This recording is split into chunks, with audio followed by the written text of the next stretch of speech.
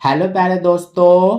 तो आज के इस वीडियो में हम क्लास 9th का जो हम मैथ्स का ये सैम्पल पेपर सॉल्व कर रहे थे, तो इस वीडियो में इस सैम्पल पेपर का हम क्वेश्चन नंबर 26 और उसके आगे के क्वेश्चंस को सॉल्व करेंगे। अगर आपने इससे पहले वाले वीडियो को नहीं देखा है इस सैम्पल पेपर का, तो वो वीडियो मैं आपको उसका लिंक डिस्क्रिप्शन में दे रहा हूँ, वहां पर क्लिक करके आप देख लेना।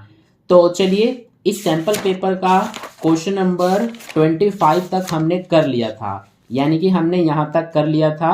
अब आज के इस वीडियो में क्वेश्चन नंबर 26 और इसके आगे के क्वेश्चंस को करेंगे। इसी वीडियो में हम ये पूरा सैंपल पेपर का सफाया करेंगे, यानी पूरा सैंपल पेपर कंप्लीट करेंगे। तो क्वेश्चन नंबर 26 में क्या बोला है? त्रिभुज एबीसी में AB बराबर BC और कोण B 40 डिग्री है, तो कोण C का मान ज्ञात कीजिए। In triangle ABC AB equals to BC and angle B equals to 40 degree, find the value of C। तो हमसे एंगल C यानी कि कोण C का मान ज्ञात करने के लिए कहा गया है। तो देखिए इसका सॉल्यूशन हम कैसे करेंगे। यहां पर ये हमारा क्वेश्चन नंबर 26 का सॉल्यूशन है। तो सबसे पहले हम ट्राइंगल बना लेते हैं, क्योंकि हमें इसमें फिगर नहीं दिया हुआ है। तो ट्राइंगल एबीसी बोला गया है। मान लीजिए कि ये हमारा ट्राइंगल है ABC। इसमें बोला है कि AB इक्वल्स टू BC है, यानी कि AB ये वाला साइड और BC ये वाला साइड, यानी कि ये और ये दोनों हमें इक्वल दिया गया है। और एंगल B 40 डिग्री है, यानी कि ये वाला एंगल 40 डिग्री दिया हुआ है। तो हमसे एंगल C यानी कि ये एंगल पूछा गया है। तो इसमें एक चीज ध्यान दीजिए, यहां पर इस ट्रायंगल में दो साइड्स इक्वल हैं, ये और ये, तो इसीलिए ये हमारा एक समद्विबाहु त्रिभुज है। तो इसमें क्या होता है, हमारा एक ट्रायंगल में अगर दो साइड्स इक्वल होते हैं तो उनके सामने यानी कि जो एंगल उनके सामने बनते हैं वो भी इक्वल होते हैं। तो इस साइड के सामने ये एंगल बन रहा है और इस साइड के सामने ये एंगल बन रहा है, तो इसीलिए ये वाला और ये वाला ये दोनों एंगल सेम होंगे, यानी कि इक्वल होंगे। तो इसीलिए सबसे पहले हम यहां पर लिखेंगे कि एंगल A यानी कि ये वाला angle equals to angle C यानी कि ये इक्वल्स टू X, यानी कि हम X मान रहे हैं इसको भी और इसको भी, ठीक है, क्योंकि दोनों सेम होते हैं। तो इसीलिए ये हमने लिख दिया। अब यहां पर रीजन हम क्या लिखेंगे, हम यहां पर लिख देंगे कि बराबर भुजाओं के सम्मुख कोण बराबर होते हैं, यानी कि angles opposite to equal sides are equal। angles opposite to equal sides are equal, यानी कि बराबर भुजाओं के सम्मुख कोण बराबर होते हैं, हिंदी में हम लिख देंगे, ठीक है।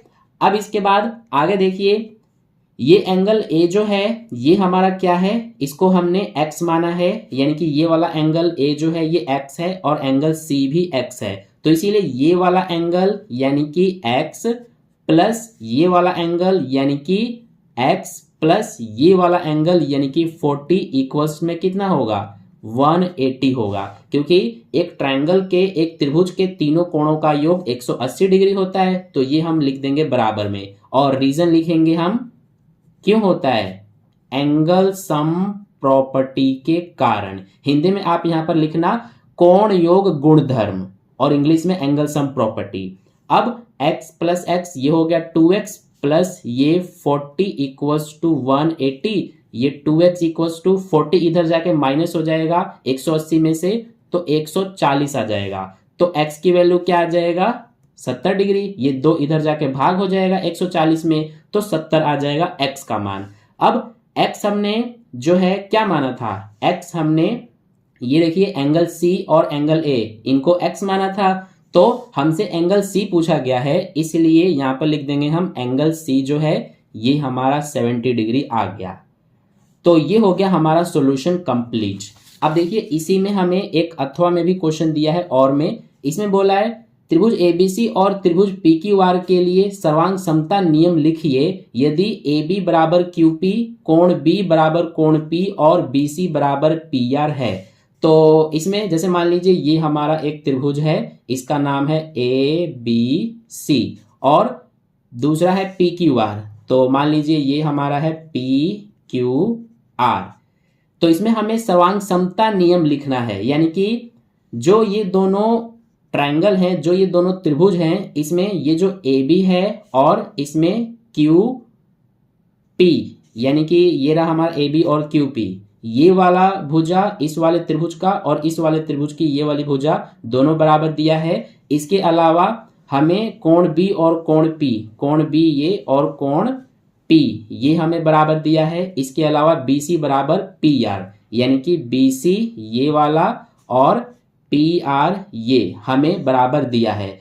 तो दोनों त्रिभुज सर्वांग सम है। इसमें सर्वांग समता का कौन सा नियम लग रहा है? तो देखिए ये साइड, ये बीच में एंगल और ये फिर से साइड, इसी तरह से इसमें भी साइड, ये एंगल और ये साइड, यानी कि दो भुजाओं के बीच में कोण है। तो इसीलिए इसमें हमारा SAS यानी भुजा कोण भुजा नियम लग रहा है। तो इसीलिए इस जो क्वेश्चन है इसका हमारा आंसर हो जाएगा SAS, यहां पर लिख देंगे नियम से, ये हो जाएगा। बस इतना हमें लिखना है इसके आंसर में, SAS नियम से, या फिर इंग्लिश मीडियम में आप लिखेंगे बाय SAS रूल। अब चलिए क्वेश्चन नंबर 27 पर। इसमें बोला है √2 और √3 के बीच दो अपरिमेय संख्याएं ज्ञात कीजिए, find two irrational numbers between √2 and √3। तो इसका सॉल्यूशन कैसे करेंगे हम? देखिए ये हमारा क्वेश्चन नंबर 27 का सॉल्यूशन है। सबसे पहले जो √2 है, तो √2 की वैल्यू कितनी होती है? ये होता है हमारा 1.414, और √3 जो है ये वाला, इसका वैल्यू कितना होता है? तो ये होता है 1.732। तो ये हमारा हो गया √2 का ये वैल्यू 1.414 और √3 का 1.732। अब हमसे दो अपरिमेय संख्या यानी कि इरेशनल नंबर्स पूछे गए हैं। तो पहला हमारा इरेशनल नंबर क्या हो जाएगा?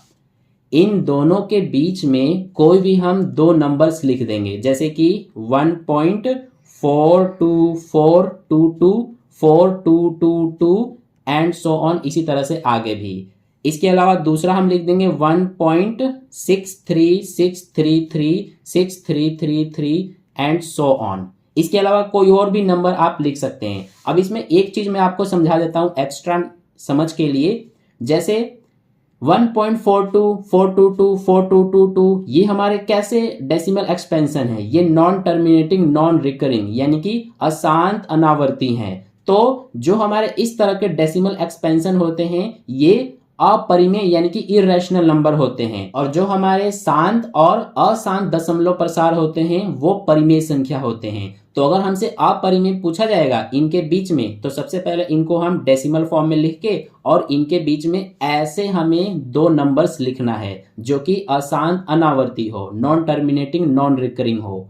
ठीक है, तो ये हो जाएगा हमारा जो 27 नंबर का क्वेश्चन है, इसका आंसर ये दोनों है। इसके बाद नेक्स्ट क्वेश्चन नंबर 28 में देखिए क्या बोला गया है।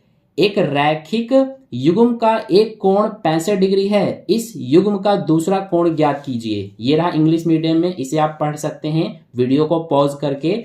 तो इसका सॉल्यूशन देखिए कैसे करेंगे हम। हमसे बोला है एक रैखिक युग्म का एक कोण 65 डिग्री है और इस युग्म का दूसरा कोण पूछा है। तो रैखिक युग्म हमारा एक सीधी रेखा पर बनता है। तो मान लीजिए कि इसमें हमारा एक ये कोण है और एक ये कोण है। तो मान लीजिए ये वाला जो कोण है वो 65 डिग्री है, तो हमसे ये वाला कोण पूछा गया है। ठीक है, तो क्या करेंगे हम कि ये वाला जो कोण है इसको x मान लेंगे। अब रैखिक जो हमारा युग्म बनता है इसमें जो कोण होते हैं इनका योग 180 डिग्री होता है। तो इसीलिए हमारा x प्लस 65 इक्वल्स टू 180 हो जाएगा, यानी ये वाला कोण और ये वाला कोण दोनों का सम 180 हो जाएगा। रीजन यहां पर हम लिखेंगे लीनियर पेयर, यानी कि हिंदी में लिखेंगे रैखिक युग्म। ठीक है, अब ये x इक्वल्स टू ये 65 इधर जाके माइनस हो जाएगा 180 में से, तो ये हमारा कितना आ जाएगा 115 डिग्री, यानी ये हो जाएगा हमारा आंसर। इसके बाद नेक्स्ट इसी में देखिए और में भी हमें क्वेश्चन दिया है। इसमें बोला है यदि एक त्रिभुज के दो कोण पूरक हैं तो वह किस प्रकार का त्रिभुज बन सकता है। तो इसी में आप इंग्लिश मीडियम में भी है पूरा, तो इसे भी आप पढ़ सकते हैं इंग्लिश मीडियम में। If two angles of a triangle are complementary then what type of triangle will be formed. तो इसमें देखिए इसका सॉल्यूशन मैं आपको यहीं पे समझा देता हूं। जैसे कि ये हमारा एक ट्रायंगल है, तो इसमें बोला है कि जो दो कोण है वो पूरक हैं, यानी कि जैसे कि एक ये हमारा कोण है, एक ये कोण है, ये दोनों कोण क्या है, पूरक हैं। पूरक का मतलब होता है ऐसे दो कोणों का योग जिनका योग जो है वो 90 डिग्री होता है। तो ये और ये हमारा पूरक हो गया, यानी इन दोनों का योग 90 डिग्री हो गया। तो ये कितना बचा, ये हमारा 90 डिग्री ही तो बचा। तो इसीलिए आपको ये तो पता ही होगा कि त्रिभुज के तीनों कोणों का योग 180 होता है। तो ये 90 हो गया दोनों, तो ये 90 बचा। तो ये हमारा किस तरह का त्रिभुज होता है, ये होता है समकोण त्रिभुज, यानी कि राइट एंगल ट्रायंगल। तो इसीलिए इसका आंसर हो जाएगा समकोण त्रिभुज। और इंग्लिश में आप क्या लिखेंगे, राइट एंगल ट्रायंगल। तो ये हो जाएगा हमारा आंसर इस और वाले क्वेश्चन का। इसके बाद अब चलते हैं नेक्स्ट क्वेश्चन नंबर 29 पर। तो क्वेश्चन नंबर 29 में देखिए इसमें हमसे बोला गया है सरल कीजिए, यानी कि सॉल्व करने को बोला है इसको। तो चलिए अब इसको हम सॉल्व करते हैं। देखिए इसको कैसे सॉल्व करेंगे हम। ये हमारा क्वेश्चन नंबर 29 का सॉल्यूशन है। हमें दिया है 25 की पावर 3/2 मल्टीप्लाई में 243 की पावर 3/5 और बटे में क्या है 6 की घात 5/4 गुणा में 8 की घात 4/3। ये हमें क्वेश्चन दिया गया है। अब देखिए इसको सॉल्व कैसे करेंगे। सबसे पहले तो यहाँ पर ये जो 25 है इसको हम क्या लिख सकते हैं, 25 के अगर हम फैक्टर करेंगे तो 5 पंजे 25 और 5 एकम 5 हो जाएगा। यानी 25 को 5 दो बार है तो 5 की पावर 2 लिख सकते हैं। तो इसीलिए इस 25 की जगह पर हम 5 की पावर 2 लिख देंगे। और ये हमारा 3/2 पहले से ही घात है तो ये गुणा हो जाएगा इस 2 के साथ, यानी कि गुणा में 3/2 लिखा जाएगा। फिर गुणा में देखिए 243 की घात 3/5 है, तो 243 के फैक्टर करेंगे हम। सबसे पहले ये 3 के टेबल से 3 × 8 = 24, 3 एकम 3, फिर 3 के पहाड़े से 3 दूना 6 और 3 × 7 = 21, फिर 3 के पहाड़े से ये हमारा 9 बार में, फिर 3 के पहाड़े से 3 और 3 के पहाड़े से 1 बार में। तो 3 देखिए कितनी बार है, 5 बार। यानी इसको हम 243 को 3 की पावर 5 लिख सकते हैं। तो इसीलिए इसको हम 3 की पावर 5 लिखेंगे और मल्टीप्लाई में ये पावर आ जाएगा 3/5। ऐसे ही नीचे 6 की घात 5/4 है, तो 6 को हम 2 × 3 लिख सकते हैं क्योंकि 2 × 6 होता है। और ये पावर हमारा 5/4 ये वाला है। इसके बाद गुणा में 8 है तो 8 को क्या लिख सकते हैं, 2 की पावर 3। फैक्टर करके इस तरह से देखना, 8 को हम 2 की पावर 3 लिख सकते हैं। फिर गुणा में क्या आ जाएगा, ये वाला 4/3। अब ये 2 से 2 कट गया तो क्या बचेगा हमारे पास 5 और ये पावर 3। गुणा में ये 5 से 5 कट गया तो 3 बचा और ये पावर 3 बचा।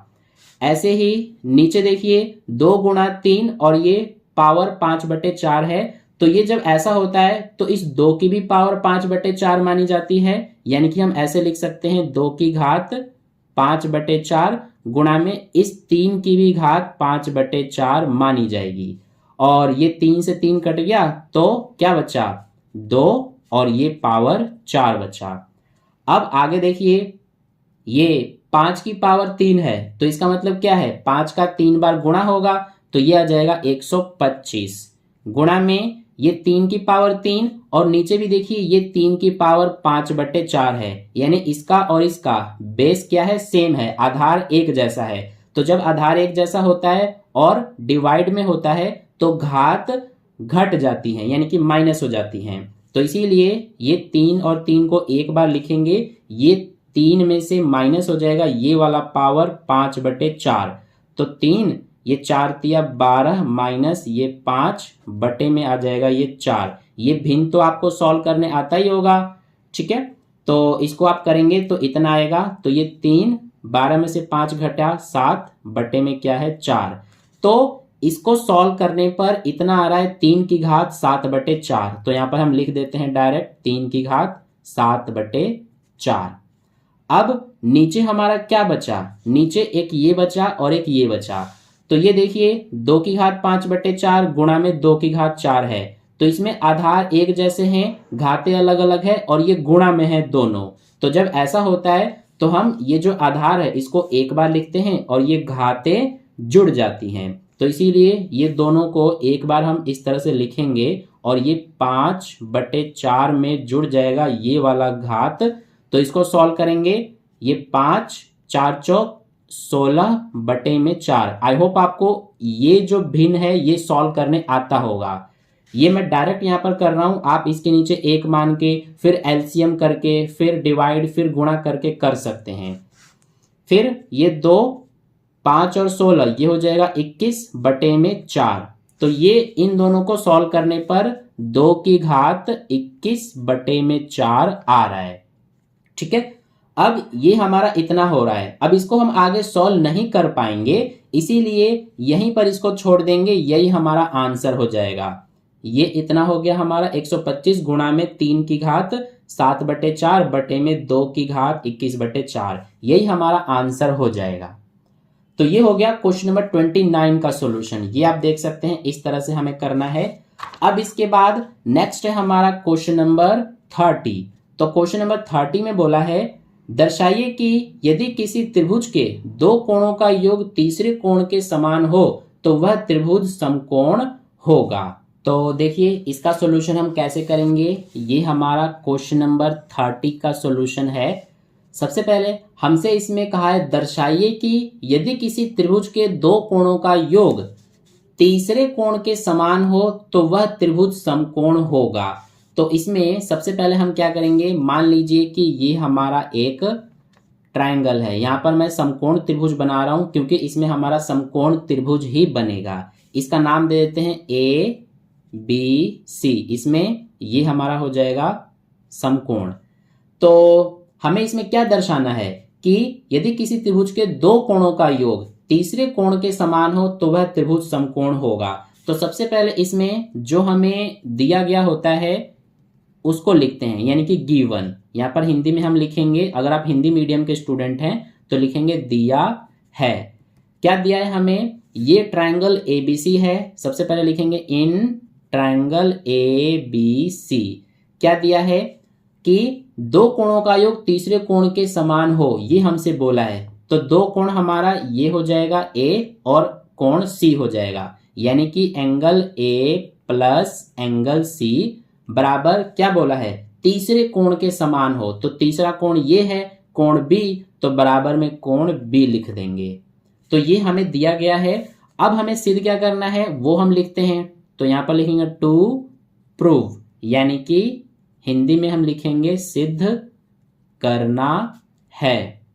तो क्या सिद्ध करना है हमें कि यहां पर आप देख सकते हैं, ये पूरा पढ़ सकते हैं। तो हमें सिद्ध करना है कि जो हमारा ये त्रिभुज ABC है ये क्या है, एक राइट एंगल ट्रायंगल, यानी कि एक समकोण त्रिभुज है। तो इसीलिए टू प्रूव में हम लिखेंगे triangle ABC is a right angle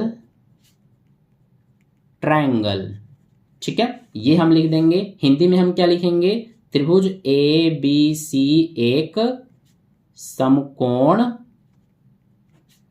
त्रिभुज है, ठीक है, ये हमें सिद्ध करना है।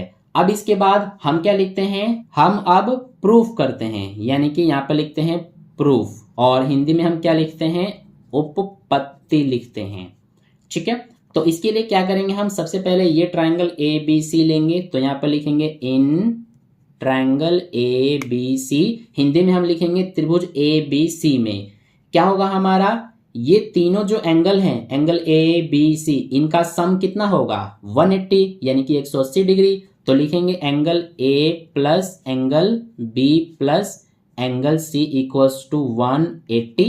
रीजन क्या लिखेंगे, रीजन तो आपको पता ही होगा, एंगल सम प्रॉपर्टी। और हिंदी मीडियम में आप लिखेंगे कोण योग गुणधर्म। अब इसके बाद आगे देखिए, यहाँ पर हम क्या करेंगे कि जो हमें दिया है वो लिख लेते हैं। हमें क्या दिया है, angle A plus angle C equals to angle B. अब ये जो है इसको हम समीकरण 1 और इसको समीकरण 2 का नाम दे देते हैं। ये जो है इसका रीजन भी हमें लिखना पड़ेगा, ब्रैकेट में यहाँ पर लिख देंगे हम गिवन, हिंदी में हम लिखेंगे दिया है। ठीक है, तो अब ये हमारा समीकरण 1 हो गया और ये समीकरण 2 हो गया। तो यहां पर हम लिख देंगे from first and second. Hindi में क्या लिखेंगे हम कि समीकरण 1 व 2 से क्या होगा कि सबसे पहले ये एंगल ए है और ये एंगल सी है, तो angle A plus angle C यानी कि angle A plus angle C ये हमारा किसके बराबर है, एंगल बी के बराबर। तो इन दोनों की जगह पर हम एंगल बी लिख सकते हैं, प्लस में ये वाला एंगल बी उतार देंगे, बराबर में क्या है 180। अब ये एंगल बी और एंगल बी, दो एंगल बी, दो कोण बी हो गया बराबर 180। तो कोण बी बराबर क्या हो जाएगा, ये दो इधर जाके भाग हो जाएगा 180 में, तो ये बच जाएगा 90। तो कोण बी हमारा 90 आ गया, यानी कि हमने ये जो कोण बी है इसको 90 डिग्री का सिद्ध कर दिया। तो इससे हमारा क्या हो गया, इससे हमारा ये सिद्ध हो गया कि ये जो त्रिभुज एबीसी है ये एक समकोण त्रिभुज है। यहां पर लिख देंगे आगे हम नीचे, इसलिए so triangle A B C is a right angle triangle. ठीक है, हिंदी में हम लिख देंगे इसीलिए त्रिभुज एबीसी एक समकोण त्रिभुज है। तो ये हो गया क्वेश्चन नंबर 30 का सॉल्यूशन कंप्लीट। अब इसके बाद नेक्स्ट चलते हैं क्वेश्चन नंबर 31 पर। तो ये रहा क्वेश्चन नंबर 31। इसमें बोला है उस समद्विबाहु त्रिभुज का क्षेत्रफल ज्ञात कीजिए जिसकी प्रत्येक समान भुजा 15 सेंटीमीटर हो तथा तीसरी भुजा 12 सेंटीमीटर है। तो ये तो बहुत ही इजी है, ये आप खुद से भी कर सकते हैं, लेकिन फिर भी मुझे समझाना तो पड़ेगा ही। तो देखिए क्वेश्चन नंबर 31 का सॉल्यूशन हमसे बोला है उस समद्विबाहु त्रिभुज का क्षेत्रफल ज्ञात करने के लिए जिसकी प्रत्येक समान भुजा 15 सेंटीमीटर तथा तीसरी भुजा 12 सेंटीमीटर हो। तो जैसे मान लीजिए कि ये हमारा त्रिभुज है जो कि समद्विबाहु त्रिभुज है, इसकी समान भुजा 15 सेंटीमीटर दिया है, तो ये मान लीजिए 15 है और ये 15 सेंटीमीटर है। तीसरी भुजा 12 है तो ये मान लीजिए 12 सेंटीमीटर है। इसका नाम दे देते हैं ए बी सी। हमसे इसका क्षेत्रफल ज्ञात करने के लिए कहा गया है, तो इसका क्षेत्रफल हम कैसे ज्ञात करेंगे, हम इसमें हीरोन का सूत्र अप्लाई करेंगे। तो इसके लिए सबसे पहले हमें इसकी तीनों भुजाओं को ए बी और सी मानना पड़ता है। इसको मान लेते हैं ए 15 सेंटीमीटर वाले को, इसको बी मान लेते हैं और इस तीसरे वाले को सी मान लेते हैं। अब सबसे पहले हम क्या करते हैं, एस का मान निकालते हैं। तो इसका फॉर्मूला होता है ए प्लस बी प्लस सी बटे 2। ए का मान ये रहा प्लस बी हमारा 15 है प्लस सी 12 बटे में क्या है 2। तो 15 और 15 30 और 12 ये हो जाएगा 42 बटे में 2 यानी कि 21 सेंटीमीटर। ये आ गया एस का मान, यानी सेमी पेरीमीटर यानी अर्ध परिमाप। अब हम क्या बताएंगे, अब हम क्षेत्रफल निकालेंगे। तो क्षेत्रफल निकालने का क्या फॉर्मूला होता है हीरोन का, ये होता है अंडर रूट एस, ब्रैकेट में एस माइनस ए, एस माइनस बी और एस माइनस सी। तो यहां से ये हो जाएगा एस का मान कितना है 21, ये एस यानी 21 माइनस ए हमारा 15 है, ये आप देख सकते हैं। फिर से एस यानी 21 माइनस बी हमारा 15 है और फिर एस यानी 21 माइनस सी 12 है। तो ये हमारा कितना हो जाएगा 21 में से 15 माइनस करेंगे 6 बचेगा, 21 में से 15 माइनस करेंगे 6 और 21 में से 12 माइनस करेंगे तो ये बचेगा 9। अब यहां से देखिए ये हमारा 21 है, तो 21 को हम क्या कर सकते हैं, इसको हम 3 गुणा 7 लिख सकते हैं क्योंकि 3 सत्ते 21 होता है। ठीक है, इसके अलावा इस 6 को उतार देंगे, इसको भी उतार देंगे और 9 को हम 3 गुणा 3 लिख सकते हैं। तो अब देखिए 6 का जोड़ा बन गया तो इसीलिए इसको रूट से बाहर लिखेंगे एक बार, और इस 3 का भी जोड़ा बन गया, इसको भी रूट से बाहर एक बार। इसका और इसका नहीं बना तो ये रूट के अंदर आ जाएगा, 3 सत्ते 21, तो ये 6 18 रूट 21 और ये हमारा सेंटीमीटर स्क्वायर। ये हो गया त्रिभुज का क्षेत्रफल। तो आई होप आपको ये समझ में आ गया अच्छे से। तो इस तरह से हमने ये क्वेश्चन नंबर 31 का सॉल्यूशन कर लिया। अब देखिए क्वेश्चन नंबर 32, इसमें बोला है कि x अक्ष तथा y अक्ष पर ऐसे दो बिंदुओं के निर्देशांक ज्ञात कीजिए जिनकी मूल बिंदु से दूरी समान हो। तो ये तो बहुत ही इजी है। देखिए इसका सॉल्यूशन मैं आपको यहीं पर करा देता हूं, नहीं तो इसका सॉल्यूशन हम पेज पर ही कर लेते हैं। यहां पर क्वेश्चन नंबर 32 का सॉल्यूशन देखिए, हमें x अक्ष तथा y अक्ष पर ऐसे दो बिंदुओं के निर्देशांक ज्ञात करने हैं जिनकी मूल बिंदु से दूरी समान हो। यानी कि जो ओरिजिन होता है, ओरिजिन मूल बिंदु, उससे समान दूरी पर हमें दो बिंदुओं के निर्देशांक ज्ञात करने हैं x अक्ष और y अक्ष पर। तो ये देखिए सबसे पहले मैं आपको समझाता हूं। जैसे मान लीजिए ये हमारा ग्राफ है, तो मूल बिंदु कहाँ होता है? यहाँ पर होता है, यानी कि ओरिजिन यहाँ पर होता है। तो इस पे ये हमारा x अक्ष होता है और ये y अक्ष। तो ये हो गया पहला पॉइंट 1, ये 2, ये 3 और एक और ले लेते हैं 4। ऐसे ही y अक्ष पर ये 1 2 3 4। अब ये जो मूल बिंदु है इससे हमने 1 2 यहाँ पर एक पॉइंट ले लिया, ये हमारा एक पॉइंट हो गया। ऐसे ही ये तो हमने पॉइंट x अक्ष पर लिया है, तो इसका निर्देशांक क्या हो जाएगा? सबसे पहले हम निर्देशांक में x अक्ष पर जो होता है उसकी वैल्यू लिखते हैं, x की वैल्यू। तो ये 1 2, ये जो हमारा पॉइंट है ये 2 पर है तो 2 लिखेंगे। y पर तो कहीं पे नहीं है ये, तो इसीलिए y की वैल्यू 0 हो जाएगा। तो ये हो गया हमारा। इसके बाद यहाँ देखिए y अक्ष पर 1 2, यहाँ पर हम पॉइंट ले लेते हैं, तो इसका निर्देशांक क्या हो जाएगा? सबसे पहले x की वैल्यू लिखते हैं, तो x अक्ष पर तो ये हमारा 0 पे हो जाएगा और y अक्ष पर 1 2 2 पे है, तो ये 2 हो गया। अब ये जो दोनों पॉइंट हमने लिया है, ये वाला और ये वाला, दोनों देखिए इस ओरिजिन से यानी मूल बिंदु से समान दूरी पर स्थित हैं। ये बिंदु देखिए हमारा 2 इकाई के बाद है, यानी यहाँ पर, और ये जो है ये भी हमारा यही यानी 2 इकाई के बाद है। तो इसीलिए ये हमारे दोनों निर्देशांक हो जाएंगे आंसर। ठीक है, तो इसीलिए हम यहाँ पर लिख देंगे, हमसे x अक्ष और y अक्ष पर दो बिंदुओं के निर्देशांक ज्ञात करने के लिए कहा गया है। तो सबसे पहले हम x अक्ष पर इसका बता देंगे क्या निर्देशांक है, ये है हमारा, यानी कि 2 0। ऐसे ही y अक्ष पर तो इसका क्या हो जाएगा? ये हो जाएगा हमारा 0 2। ठीक है, तो ये हो गया आंसर क्वेश्चन नंबर 32 का। अब इसके बाद नेक्स्ट देखिए, इसी में हमें और में भी क्वेश्चन दिया गया है, तो आप इसको भी कर सकते हैं। यानी कि दोनों में से कोई एक वैसे आपको एग्जाम में करना है। मैं आपको ये भी समझा रहा हूं। इसमें बोला है निम्न बिंदु कौन से चतुर्थांश में स्थित हैं? तो ये और ये दोनों बिंदुओं को हमें बताना है कि कौन कौन से चतुर्थांश में स्थित हैं। तो इसमें देखिए x यानी कि पहला वाला जो ये हमारा नंबर है -4, ये x की वैल्यू होता है, तो ये माइनस में है, और दूसरा वाला ये प्लस में है। तो जब x की वैल्यू माइनस में और y वाला यानी दूसरा वाला जो नंबर है ये प्लस में है, तो ये जो पॉइंट है ये हमारा कौन से चतुर्थांश में यानी कि कौन से क्वाड्रेंट में होता है? ये हमारा दूसरे क्वाड्रेंट में होता है। तो इसीलिए इस पहले वाले का आंसर हो जाएगा सेकेंड क्वाड्रेंट यानी कि द्वितीय चतुर्थांश। और इसमें देखिए दोनों प्लस प्लस में है, 3 3, तो इसीलिए जब दोनों प्लस प्लस में हो तो वो हमारा प्रथम चतुर्थांश में होता है, यानी कि फर्स्ट क्वाड्रेंट में। आपने ये जो ग्राफ है इसमें तो आपको पता ही होगा कि यहाँ पर जो निर्देशांक होता है उसमें x और y दोनों प्लस प्लस में होते हैं। इसमें x माइनस में, y प्लस में, इसमें हमारा दोनों माइनस माइनस में, और इसमें हमारा x प्लस में और y माइनस में होता है।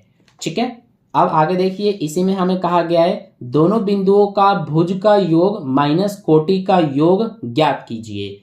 तो इसका सॉल्यूशन कैसे करेंगे हम? देखिए यहाँ पर मैं आपको समझा रहा हूं। इसमें भुज का योग, भुज क्या होता है? तो ये हमारा x की वैल्यू होता है, तो ये x की वैल्यू है -4 और इसमें ये 3 है, और जो कोटि है ये होता है ऑर्डिनेट्स यानी कि y की वैल्यू, तो ये 6 और ये हमारा 3, ये हो जाएगा। तो सबसे पहले भुज का योग है, भुज यानी कि भुज हमारा क्या हो जाएगा -4 और 3, तो यहाँ पर -4 योग बोला है यानी कि सम, तो इसीलिए +3 लिखेंगे, ये हो गया हमारा। इसके बाद ये माइनस है तो माइनस लगाया, फिर कोटि का योग यानी कि y की वैल्यू, y 6 है और 3 है, तो ये 6 और प्लस में 3 हो जाएगा। अब इसको हम सॉल्व करेंगे, तो सबसे पहले -4 + 3 ये हो जाएगा -1, ये माइनस में 6 + 3 ये हो गया 9, तो अब देखिए ये -1 और ये -9, तो ये हमारा -1 -9 -10 हो गया, यानी कि ये हो जाएगा आंसर -10। तो ये हमने कर लिया क्वेश्चन नंबर 32 का सॉल्यूशन। इसके बाद नेक्स्ट देखिए क्वेश्चन नंबर 33। तो क्वेश्चन नंबर 33 में यहाँ पर हमारा क्वेश्चन नंबर 33 से 36 लघु उत्तरीय प्रश्न है, प्रत्येक प्रश्न का 3 अंक का है, ये हमें कहा गया है। तो क्वेश्चन नंबर 33 में बोला है √5 की वैल्यू ये दिया गया है और √10 की वैल्यू ये दिया है, तो 10/√20 - √10 + √20 का मान ज्ञात करने के लिए हमसे कहा गया है। तो देखिए इसका सॉल्यूशन हम कैसे करेंगे।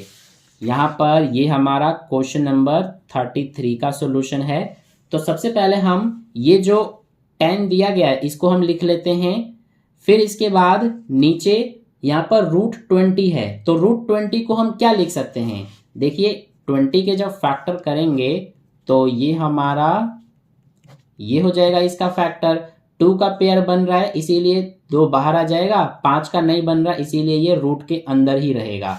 तो हम √20 को 2√5 लिख सकते हैं, फिर ये माइनस है तो यहाँ पर हम माइनस लगाएंगे, और √10 है तो √10 की वैल्यू हमें ये दिया गया है इसीलिए √10 की जगह पर ये लिख देंगे 3.162, और फिर प्लस में क्या है √20, तो √20 को हम क्या लिख सकते हैं, यहाँ पर हमने लिखा है 2√5।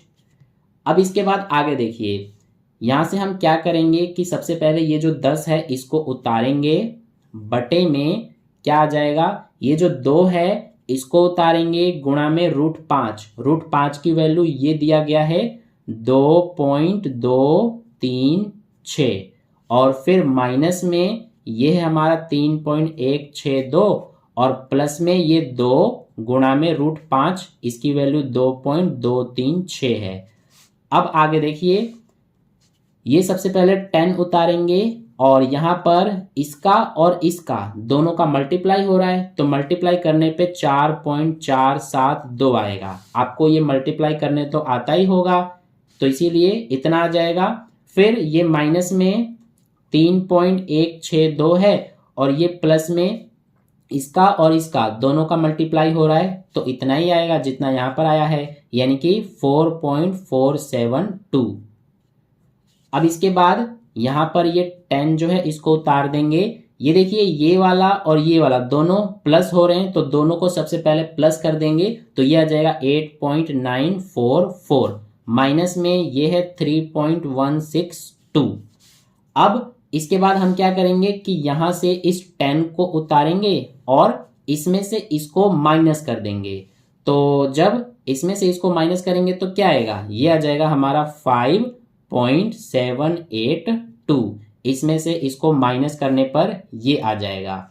अब यहाँ से इस पॉइंट को हटा देंगे, पॉइंट के बाद 3 डिजिट है इसीलिए ऊपर 30 आ जाएगा, तो ये हमारा इतना आ गया और नीचे 5782 हो गया। अब इससे हमें इसको डिवाइड करना है, तो जब इससे इस 10,000 में डिवाइड करेंगे तो हमारा जो आंसर है ये आ जाएगा 1.72 के बाद आगे भी चलता जाएगा, लेकिन पॉइंट के बाद जनरली हम 2 डिजिट तक ही लिखते हैं, इसीलिए 1.72 ये हो जाएगा आंसर।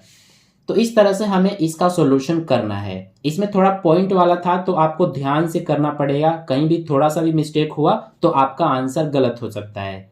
तो ये हो गया 33 का सॉल्यूशन। अब इसके बाद नेक्स्ट इसी में देखिए हमें और में भी क्वेश्चन दिया गया है, इसमें बोला है दर्शाइए शो दैट, ये हमें दिया गया है, तो ये हो जाएगा पूरा LHS में। इक्वल में 1 है, यानी इसको सॉल्व करने पर हमारा 1 आएगा। तो ये LHS हो जाएगा। इसको अब हमें सॉल्व करना है और इसको 1 लेकर आना है। तो चलिए इसको भी हम सॉल्व करते हैं। तो ये हमारा और वाले क्वेश्चन का सॉल्यूशन है। सबसे पहले देखिए यहाँ पर हमारा ये x है तो x उतारेंगे और इसके बाद ये a जो है ये हमारा पावर है और b माइनस c ये भी पावर है। तो इसीलिए a का सबसे पहले इस b जो है ब्रैकेट में इसका मल्टीप्लाई हो जाएगा a और b का, तो ये बन जाएगा ab। फिर ये माइनस a और c का भी मल्टीप्लाई होगा तो ये हो जाएगा ac। ऐसे ही नीचे ये x है और इसके बाद ये b जो है ये ब्रैकेट के बाहर है और ये a माइनस c अंदर है, तो b का a में मल्टीप्लाई होगा तो ab हो जाएगा। फिर ये माइनस ये b और c का मल्टीप्लाई होगा तो ये हो जाएगा bc। इतना क्लियर है। इसके बाद ये डिवाइड है और इसके बाद यहाँ पर ये जो x है इसको हम उतार देंगे और ये देखिए ब्रैकेट यहाँ पर लग रहा है पूरे पे और ये यहाँ पर पावर है, तो इस पावर b का इस c में मल्टीप्लाई हो जाएगा। तो ये हमारा क्या बन जाएगा, ये बन जाएगा bc। नीचे भी ये x है और ये a है पावर और ये c पावर है, तो a और c का मल्टीप्लाई हो जाएगा तो ac बन जाएगा। तो इतना आपको क्लियर है। ये जो है हम ये LHS वाला लेकर और इसको सॉल्व कर रहे हैं, तो यहाँ पर हम लिख देंगे ये हमारा क्या है, ये पूरा LHS यानी कि ये है, इसको हम सॉल्व कर रहे हैं।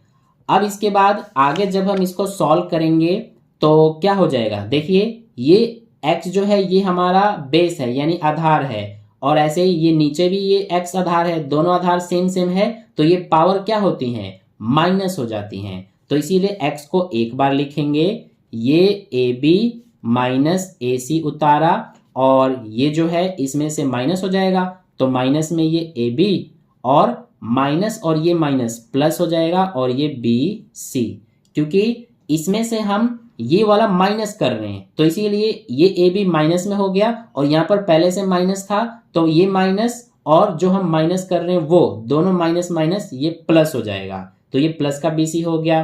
फिर इसके बाद ये जो डिवाइड का साइन है इसको अब हम क्या करेंगे, मल्टीप्लाई का साइन लगा देंगे। तो अगर इस डिवाइड की जगह मल्टीप्लाई का साइन लगता है तो ये हमारा पलट जाता है, यानी नीचे वाला ऊपर चला जाएगा x और ये पावर ac और ये ऊपर वाला नीचे आ जाएगा x पावर bc। अब ये ab प्लस का ये ab माइनस का, इससे ये कट गया तो इधर बचा x माइनस का ac प्लस का bc। अब ये देखिए हमारा ये दोनों क्या हैं, ये x सेम है यानी बेस दोनों के सेम है, तो ये पावर क्या होंगी, माइनस हो जाएंगी क्योंकि ये दोनों डिवाइड में हैं। तो इसीलिए ये मल्टीप्लाई में इन दोनों को एक बार लिखेंगे और ये ac माइनस हो जाएगा bc। अब ये देखिए x दोनों बेस सेम है तो इसीलिए ये मल्टीप्लाई में है तो ये पावर क्या होंगे, ऐड हो जाएंगे, तो इसको एक बार लिखेंगे हम, ठीक है। और ये माइनस का ac प्लस bc ये ऐड होके प्लस का ac हो जाएगा और ये माइनस का bc, क्योंकि प्लस और माइनस माइनस होता है तो यहाँ माइनस ही आएगा। ये माइनस ac और ये प्लस ac ये कट गया, ये plus bc minus bc cut गया, तो x की वैल्यू क्या आ जाएगा, ऊपर तो कुछ नहीं बचा यानी कि 0 बचा। तो x की पावर 0 है, जब किसी की भी पावर 0 होता है तो क्या माना जाता है, ये पूरा 1 माना जाता है, तो इसीलिए ये हमारा 1 आ गया। देखिए हमें बोला था 1 ही शो करने के लिए, तो इसीलिए हमने ये 1 यहाँ पर लेकर आ गए आंसर, तो ये हो गया सॉल्यूशन कंप्लीट। अब इसके बाद नेक्स्ट देखिए क्वेश्चन नंबर 34। तो क्वेश्चन नंबर 34 हमारा ये रहा। इसमें बोला गया है 2x plus 5y equal to -1 के कोई 3 हल ज्ञात कीजिए। तो इसमें हमें कोई 3 हल ज्ञात करने के लिए कहा गया है। तो चलिए करते हैं, ये क्वेश्चन नंबर 34 का सॉल्यूशन है। तो कैसे करेंगे हम, सबसे पहले जो इक्वेशन दिया है वो लिख लेते हैं 2x plus 5y equals to -1। अब यहाँ पर सबसे पहले ना हम इस तरह से एक टेबल बना लेंगे। तो ये हमने यहाँ पर बना लिया, ये x होता है और यहाँ पर y।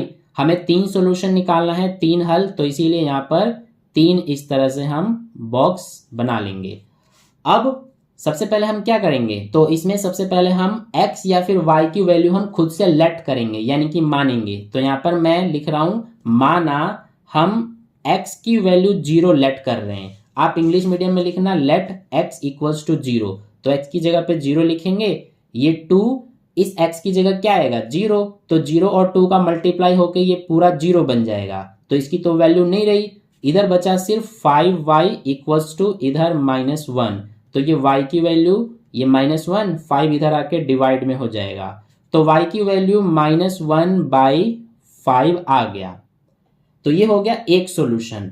अब इसी तरह से दूसरा सॉल्यूशन निकालेंगे। तो इसके लिए अब हम यहाँ पर लिखेंगे माना इस बार हम y की वैल्यू 0 ले रहे हैं, तो इस y की जगह पे 0 लिखेंगे। तो ये हो जाएगा 2x और ये 5, y की जगह क्या लिखेंगे इस बार 0। तो ये 0 और 5 मल्टीप्लाई होके ये पूरा 0 बन गया। तो इसकी वैल्यू नहीं रही, इक्वल में हमारा -1 है। तो x की वैल्यू ये -1, ये 2 इधर आके डिवाइड में हो गया। तो x की वैल्यू -1/2 हो गया, ये -1/2 हमने लिख दिया। ठीक है, ये हो गया दूसरा सॉल्यूशन। अब इसी तरह से एक और सॉल्यूशन हमें निकालना है। तो यहाँ पे लिखेंगे माना इस बार हम x की वैल्यू 1 मान रहे हैं, तो इसीलिए इस बार अब हम जो हमारा ये x है इसकी जगह पे 1 रखेंगे। तो ये 1 और 2 का मल्टीप्लाई होके 2 बन गया, प्लस में 5y है इक्वल में -1 है। तो ये 5y इक्वल्स टू -1, 2 इधर आके -2 हो गया। तो 5y इक्वल्स टू ये हो जाएगा -3। तो y की वैल्यू -3, 5 इधर आके डिवाइड में हो गया। तो ये हो गया y की वैल्यू -3/5। तो यहाँ पर हम x की वैल्यू हमने 1 लेट किया है तो 1 लिखेंगे और y की वैल्यू -3/5 आ गया। तो ये हमारे 3 सॉल्यूशन हो गए, यानी कि क्वेश्चन नंबर 34 का सॉल्यूशन ये हमारा कंप्लीट हो गया। ठीक है, अब इसके बाद नेक्स्ट देखिए क्वेश्चन नंबर 35। तो इसमें बोला गया है कि निम्न आकृति में यदि PQ बराबर PR तथा MQ बराबर MR हो तो सिद्ध कीजिए कि कोण PQM बराबर कोण PRM है। तो इसमें हमें ये 2 आकृतियां दी गई हैं, 2 यहाँ पर फिगर दिए गए हैं। इन दोनों को हमें अलग अलग बारी बारी से करना पड़ेगा।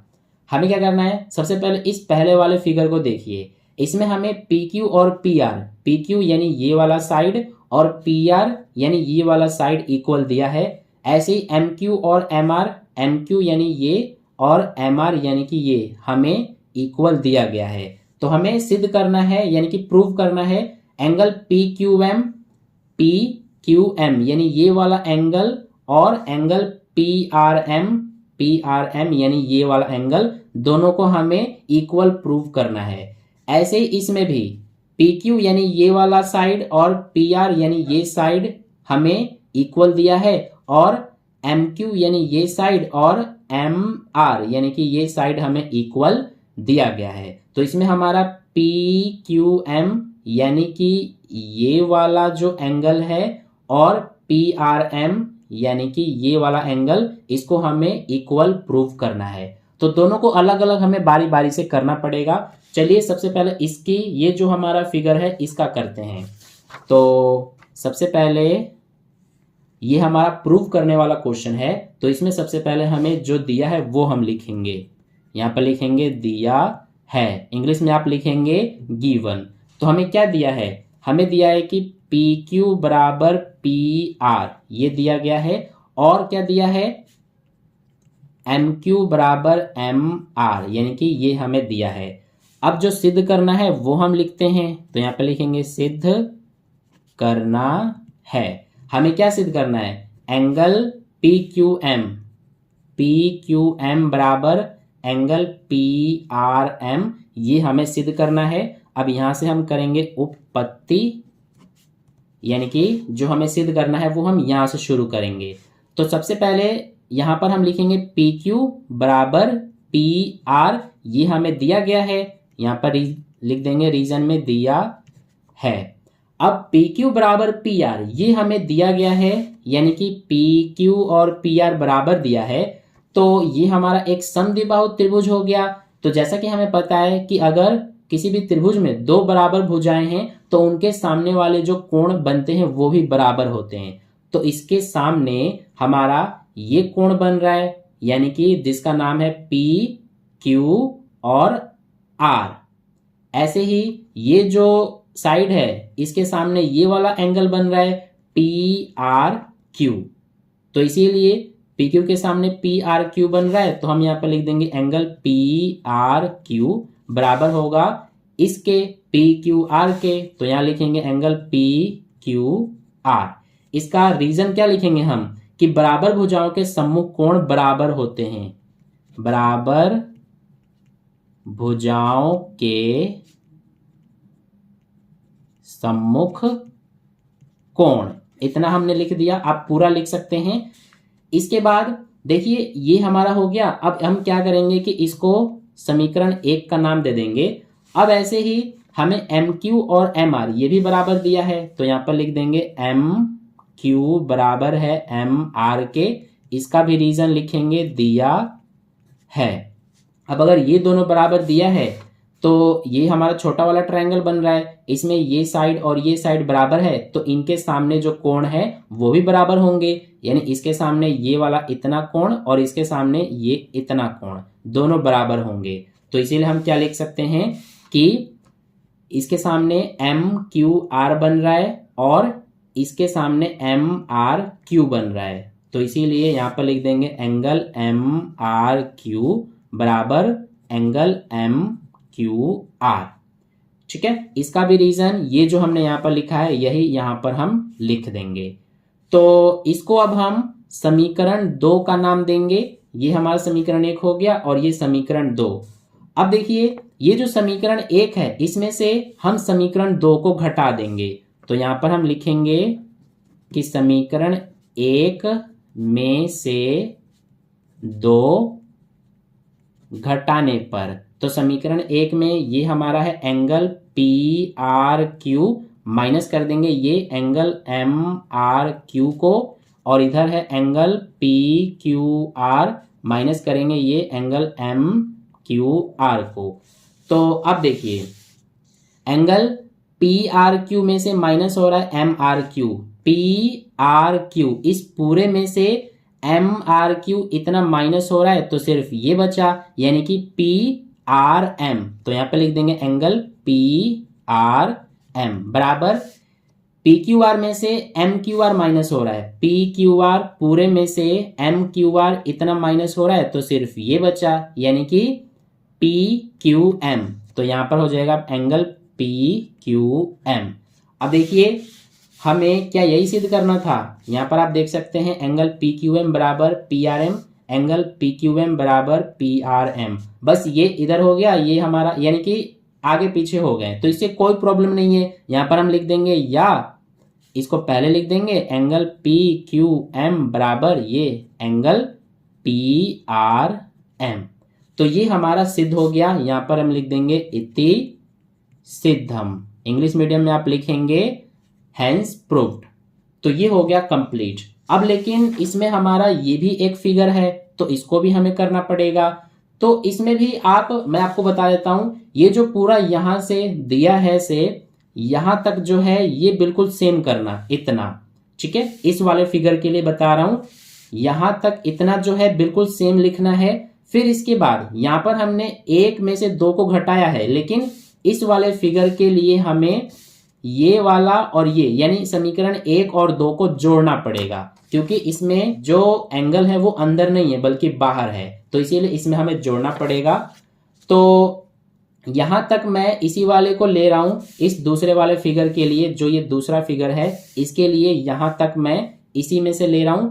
अब इसके आगे का जो करना है वो मैं यहां पर आपको करके बता रहा हूं। तो यहां पर हम लिखेंगे, देखिए जब आप इस वाले फिगर के लिए करोगे तो इसका नाम समीकरण 3 देना और इसका समीकरण 4 नाम दे देना। ठीक है, ये बिल्कुल सेम लिखना है ऐसे ही आगे, यानी कि इसके नीचे बिल्कुल सेम यहां तक लिखना है। बस इसका नाम समीकरण 3 और इसका समीकरण 4 नाम दे देना। अब उसके बाद क्या करना है कि समीकरण 3 और 4 को जोड़ देना है। तो इसीलिए यहां पर हमारा यह है एंगल पी आर क्यू, इसमें हम जोड़ देंगे ये वाला यानी कि एंगल MRQ बराबर में ये हमारा है एंगल PQR, इसमें जोड़ देंगे ये एंगल MQR। तो अब देखिए यहाँ पर हमारा ये है एंगल PRQ यानी कि PRQ इतना और प्लस में MRQ इतना, दोनों को जोड़ने पर ये पूरा बन रहा है यानी कि PRM। तो इन दोनों की जगह पे एंगल PRM लिखेंगे बराबर PQR प्लस MQR, PQR यानी इतना और MQR यानी इतना, दोनों को जोड़ने पे ये पूरा बन रहा है यानी PQM। तो यहाँ पर PQM लिख देंगे। ठीक है, तो ये हमारा हो जाएगा सिद्ध। देखिए PQM एंगल PQM बराबर एंगल PRM, इसमें भी बस ये बाद में लिखा गया ये पहले, तो यहाँ पर लिख देंगे या और एंगल PQM बराबर ये एंगल PRM। तो ये हमारा सिद्ध हो गया, यहाँ पर लिख देंगे इति सिद्धम। ठीक है, तो ये हो गया क्वेश्चन नंबर 35 का सॉल्यूशन कंप्लीट। अब इसके बाद नेक्स्ट हम चलते हैं क्वेश्चन नंबर 36 पर। तो क्वेश्चन नंबर 36 में देखिए बोला गया है कि आकृति में यदि किरण OR कोण POS को तथा किरण OT कोण QOS को समद्विभाजित करती है तथा OR लंब है OT पर, तो सिद्ध कीजिए कि PO तथा Q संरेख है। यानी कि POQ इसको हमें संरेख यानी कि एक सीधी लाइन हमें सिद्ध करना है। ठीक है, तो सीधी लाइन पर हमारा 180 डिग्री का कोण बनता है, ये तो आपको पता ही है। तो अब देखिए इसको हम कैसे सिद्ध करेंगे। इसके लिए सबसे पहले हम यहाँ पर ये हमारा 36 का सॉल्यूशन है, तो सबसे पहले हमें जो दिया है वो हम लिखेंगे, यहाँ पर लिखेंगे दिया है। क्या दिया है कि देखिए यहाँ से हम लिख देंगे OR कोण POS को तथा OT कोण QOS को समद्विभाजित करती है, तो यहाँ पे लिख देंगे OR कोण POS को तथा OT कोण QOS को समद्विभाजित करती है। तो ये हमें दिया गया है। इसके अलावा हमें और क्या दिया है, OR लंब है OT पर, तो OR लंब है OT पर, ये भी हमें दिया गया है। अब हमें सिद्ध क्या करना है वो हम लिखेंगे, तो यहाँ पर लिखेंगे सिद्ध करना है। क्या सिद्ध करना है हमें कि PO तथा Q संरेख है। ये देखिए ये हमें सिद्ध करना है PO तथा Q संरेख है। अब यहां से हम करेंगे उपपत्ति। तो कैसे करेंगे हम, इसके लिए सबसे पहले जो हमारा ये दिया गया है इसमें फिगर, इसमें इस वाले एंगल का नाम दे देते हैं एंगल 1, इसका एंगल 2, इसका 3 और ये वाला एंगल 4, ये हमने नाम दे दिया। तो अब हमारा इसमें क्या होगा कि ये जो एंगल 1 है ये बराबर होगा एंगल 2 के। क्यों होगा, क्योंकि ये जो हमारा OR है, ये देखिए OR एंगल POS यानी ये जो एंगल है इसको समद्विभाजित करती है, यहां पर हमें कहा गया है। ऐसे ये जो OT है ये एंगल QOS यानी कि इसको समद्विभाजित करती है, ये हमें कहा गया है। इसीलिए ये इतना और इतना बराबर होंगे। समद्विभाजित करने का मतलब है कि दो बराबर हिस्सों में बांट देना। तो इसीलिए एंगल 1 और एंगल 2 यानी कि ये इतना और ये इतना बराबर होंगे। रीजन लिख देंगे हम गिवन यानी कि दिया है। ऐसे ही जो एंगल 3 है ये एंगल 4 के बराबर होगा, यानी कि ये और ये दोनों बराबर होंगे। इसका भी रीजन सेम, ये हमें दिया है। तो इसको 1 और इसको 2 नाम दे देते हैं। अब इसके बाद देखिए जो हमारा ये एंगल 2 है और ये जो एंगल 3 है ये दोनों हमारे क्या हो जाएंगे, एंगल 2 और एंगल 3 दोनों को जोड़ने पर 90 डिग्री आएगा। क्योंकि हमसे बोला है कि OR लंब है OT पर, यानी कि OR ये जो है OT पर लंब है, तो लंब होने का मतलब होता है कि समकोण बनता है, यानी 90 डिग्री का कोण। तो इसीलिए कोण 2 प्लस कोण 3 बराबर 90 डिग्री हो जाएगा। रीजन लिखेंगे OR लंब है OT टी पर। ठीक है, अब हम क्या करेंगे कि ये जो है इसमें दोनों तरफ इधर भी और इधर भी 2 का मल्टीप्लाई कर देंगे, तो ये 2 और ये हो जाएगा हमारा, इसमें 2 का मल्टीप्लाई करने पर 2 कोण 2 प्लस इसमें 2 का मल्टीप्लाई करने पर 2 कोण 3 और इसमें 2 का मल्टीप्लाई करने पर 180 हो जाएगा। तो 2 कोण 2 को हम कोण 2 प्लस कोण 2 लिख सकते हैं और 2 कोण 3 को हम कोण 3 प्लस कोण 3 लिख सकते हैं बराबर में 180। अब हम क्या करेंगे, इसको समीकरण 3 का नाम देंगे और यहां पर हम लिखेंगे समीकरण 1, 2 व 3 से। तो क्या होगा हमारा कि सबसे पहले ये कोण 2 है, कोण 2 कोण 1 के बराबर है, तो इसकी जगह पर हम कोण 1 लिख देंगे प्लस इसको एज इट इज प्लस कोण 3 को एज इट इज प्लस कोण 3 जो है कोण 3 कोण 4 के बराबर है, तो इसकी जगह पर कोण 4 बराबर में 180। अब देखिए कोण 1 कोण 2 कोण 3 और कोण 4 इन सब का योग 180 के बराबर में यहां पर आ गया, यानी कि कोण 1, 2, 3 और 4 इन सबको जोड़ने पर कितना आ गया 180। इसका मतलब क्या है कि ये हमारा POQ एक संरेख है, यानी कि एक सीधी लाइन है, यानी कि कोलिनियर है। तो इसीलिए आगे यहां पर हम लिख देंगे अतः PO तथा Q संरेख है। ठीक है, तो अतः PO तथा Q संरेख है, ये हमने सिद्ध कर दिया। तो ये हो गया हमारा क्वेश्चन नंबर 36 का सॉल्यूशन। अब इसके बाद नेक्स्ट देखिए क्वेश्चन नंबर 37। तो इसमें बोला है यदि a और b दोनों परिमेय संख्याएं हैं तो a और b के मान ज्ञात कीजिए। तो इसमें हमें ये a और b की वैल्यू फाइंड करनी है। तो वैसे इजी क्वेश्चन है, देखिए कैसे करेंगे हम इसका सॉल्यूशन। ये हमारा 37 का सॉल्यूशन है। तो हमें क्या दिया है, √2 प्लस √3 अपॉन 3√2 माइनस 2√3। सबसे पहले लिख लेते हैं √2 प्लस √3, नीचे क्या है 3√2 माइनस 2√3। अब इसका सबसे पहले हम क्या करेंगे कि इसमें ये जो हर है इसको यानी डेनोमिनेटर का रेशनलाइज कर देंगे, यानी प्रमेयकरण। तो मल्टीप्लाई हो जाएगा, ये 3√2 साइन चेंज हो जाता है और ये 2√3, नीचे यही सेम 3√2 प्लस 2√3 और ये जो इक्वल में है इसको एज इट इज लिख देंगे a माइनस b √6। तो यहां से अब देखिए आगे, सबसे पहले √2 का इन दोनों से मल्टीप्लाई होगा, फिर √3 का भी इन दोनों से मल्टीप्लाई। √2 का 3√2 में मल्टीप्लाई करेंगे, ये 3 हमारा है, √2 और √2 ये हो जाएगा 2, तो ये हो जाएगा 6, यानी इसका और इसका मल्टीप्लाई करने पे 6 आ गया। फिर प्लस में √2 और 2√3 का मल्टीप्लाई करेंगे तो 2√6 आएगा। फिर √3 और 3√2 का मल्टीप्लाई करेंगे तो ये हो जाएगा 3√6।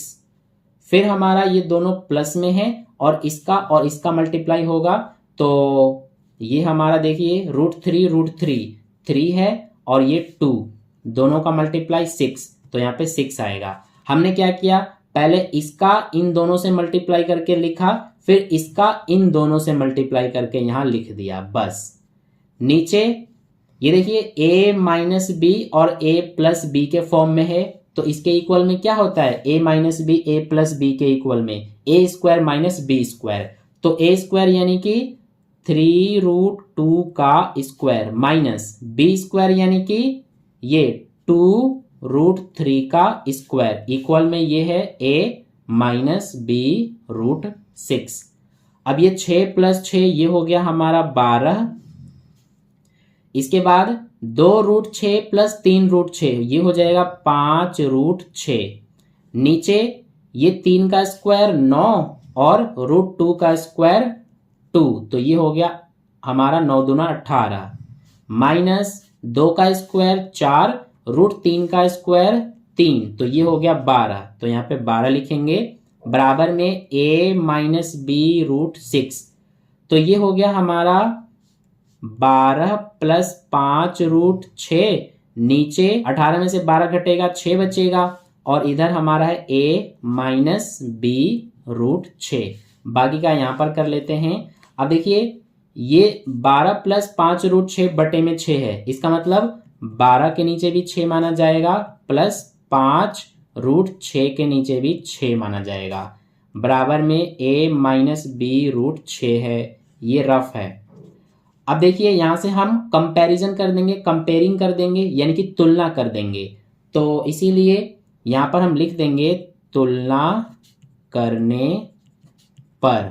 सबसे पहले तो ये 6 कम 6, 6 दूना 12 कट गया, तो ये 2 हमारा a की वैल्यू हो जाएगा कंपेयरिंग करने पर, और इस b की वैल्यू ये हो जाएगा हमारा 5/6। यहाँ माइनस है तो ये माइनस लग जाएगा, और ये √6 से √6 कट गया, ठीक है। तो b की वैल्यू 5/6 और ये माइनस आ गया, तो ये हमारा हो जाएगा आंसर। तो इस तरह से 37 नंबर के क्वेश्चन का सॉल्यूशन हो गया। अब इसके बाद देखिए नेक्स्ट जो आपका क्वेश्चन नंबर 38 है। तो क्वेश्चन नंबर 38 आपका स्टैटिस्टिक्स यानी कि 14 चैप्टर का क्वेश्चन है, और 14 चैप्टर आपके सिलेबस में नहीं है, इसीलिए इसको हम नहीं करेंगे। क्वेश्चन नंबर 39 देखिए, इसमें बोला है छायांकित भाग के क्षेत्रफल की गणना कीजिए।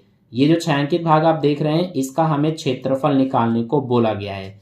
तो ABC ये हमें त्रिभुज दिया है, इसमें ये हमारा एक और त्रिभुज है जो कि व्हाइट कलर का है, आप देख सकते हैं। इस पॉइंट का नाम दे देते हैं, इसका नाम दे देते हैं हम D।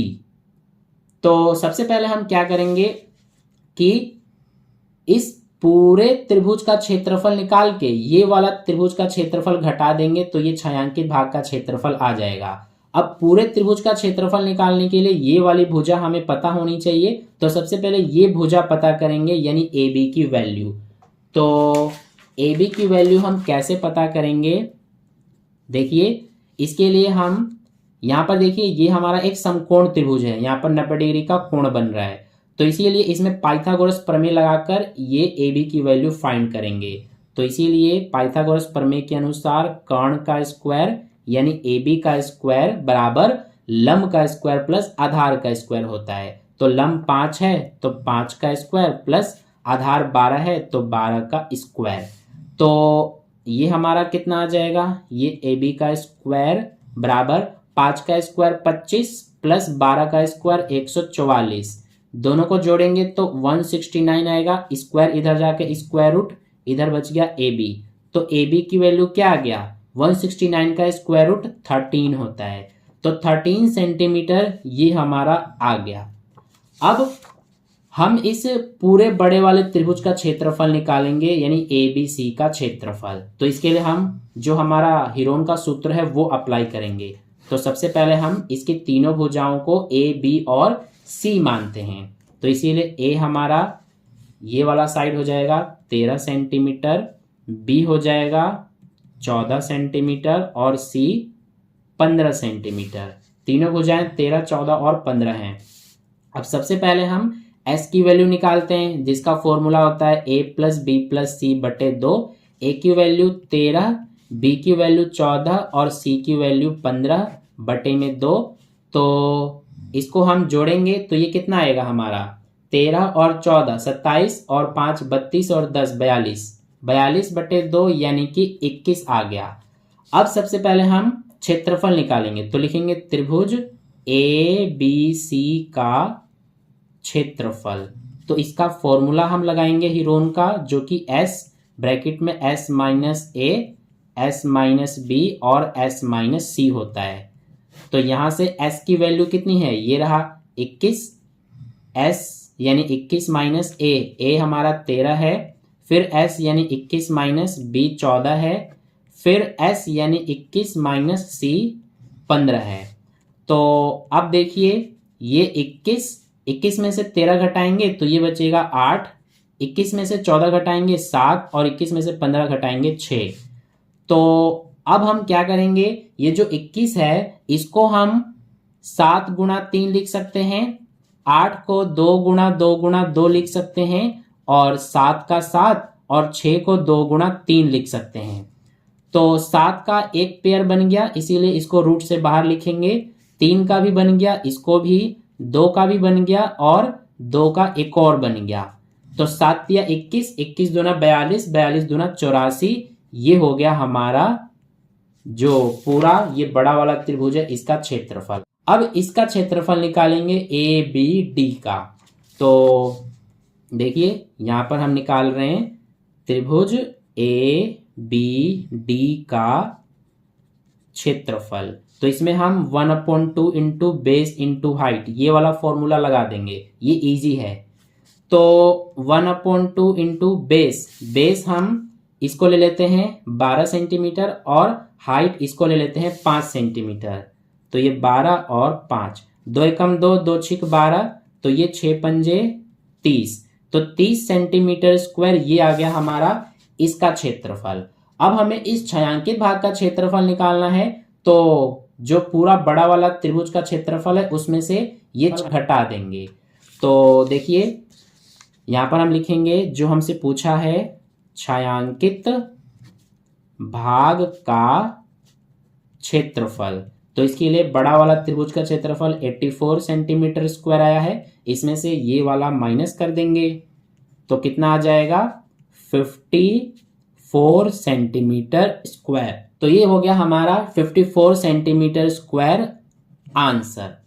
तो इस तरह से क्वेश्चन नंबर 39 का सॉल्यूशन हो गया। अब इसमें और में भी दिया गया है क्वेश्चन, लेकिन इसको हम नहीं करेंगे क्योंकि ये आपका 12.2 जो एक्सरसाइज है उसमें का क्वेश्चन है और 12.2 आपका न्यू वाली एनसीईआरटी बुक में नहीं है, तो इसीलिए ये आपके सिलेबस से बाहर है। तो इस तरह से हमने जो हमारा ये सैंपल पेपर है इसको कंप्लीट कर लिया। तो इसके लिए एक लाइक तो जरूर कर देना और चैनल को सब्सक्राइब करके बेल आइकन को प्रेस कर लेना ताकि अगली वीडियो जैसे ही अपलोड की जाए तो उसका नोटिफिकेशन सबसे पहले आपको मिल जाए। मिलते हैं फिर नेक्स्ट वीडियो में, तब तक के लिए बाय बाय।